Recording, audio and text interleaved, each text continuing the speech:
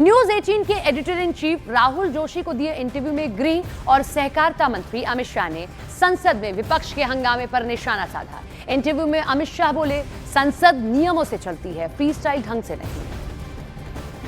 Parliament देश की सबसे बड़ी पंचायत है।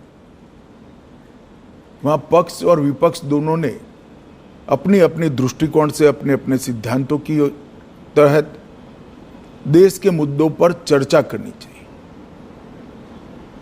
चर्चा करने से के लिए इससे बड़ा कोई मंच है नहीं। आप पहले दिन से ही पार्लियामेंट को बिखेर देने का प्रयास करोगे और वंदे मातरम होगा तब तक बिखेरते रहोगे और फिर कहोगे कि हमें बोलने नहीं देते हैं। बोलने का समय स्पीकर साहब देंगे तो आप वॉकआउट कर जाओगे। बोलने का समय देंगे तो आप राजकीय तंज लगाने में समय जाया कर दोगे। मुद्दों पर बात नहीं करोगे, पार्लियामेंट चलाने के नियमों को नहीं मानोगे और फिर कहोगे कि हमें बोलने नहीं देते, तो पार्लियामेंट फ्रीस्टाइल तरीके से नहीं चल सकती। पार्लियामेंट चलाने के नियम बने हैं और उनके परनाना और दादी के समय से बने हुए हैं, राहुल जी के। उस नियमों से ही पार्लियामेंट चल सकती है।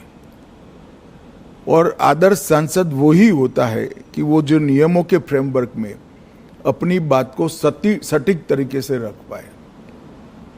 खैर, मेरी ये सब बातों का असर नहीं होने वाला है, मगर मैं देश की जनता को ये कहना चाहता हूँ कि मोदी जी ने multi party parliamentary democratic system को पुष्ट करने के लिए हमेशा आग्रह रखा है कि संसदीय शुचिता और पार्लियामेंट्री डिसिप्लिन, ये दोनों का पालन किया जाना चाहिए। और मैं मानता हूं कि देश की जनता ने कभी न कभी सिरनीर करना पड़ेगा कि राजनीतिक आक्षेपबाजी में ही संसद का समय जाना चाहिए या कुछ फ्रूटफुल चर्चा होकर जनता के लिए अच्छे फैसले लेने चाहिए, चाहे सुरक्षा का हो, चाहे देश को समृद्ध करने का हो, चाहे रोजगारी के लिए हो, चाहे देश की औद्योगिक नीति के लिए हो, चाहे देश की कोऑपरेटिव नीति के लिए हो, चाहे करोड़ों गरीबों के कल्याण के लिए नीतियां बनानी हो। इस पर चर्चा करनी चाहिए या राजनीतिक आक्षेपबाजी करनी चाहिए। और मुझे तो आश्चर्य हो रहा है, हम भी ऑपोजिशन में से 10 साल थे, पहले 1-2 दिन विरोध करते थे मुद्दों को उजागर करने के लिए, फिर चर्चा करते थे।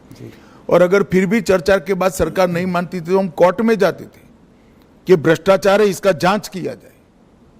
और कोर्ट ने कई जगह हमारी मांग पर जांच अपॉइंट की थी, जिसकी हाय तौबा वो आज भी कर रहे हैं, मगर ये कहीं नहीं जाते। कोई कॉन्स्टिट्यूशनल फोरम के अंदर डिबेट करना ही नहीं चाहते, वो रोड पर ही करना चाहते हैं। और मुझे लगता है इसीलिए जनता ने शायद उनको रोड पर ही रखा है।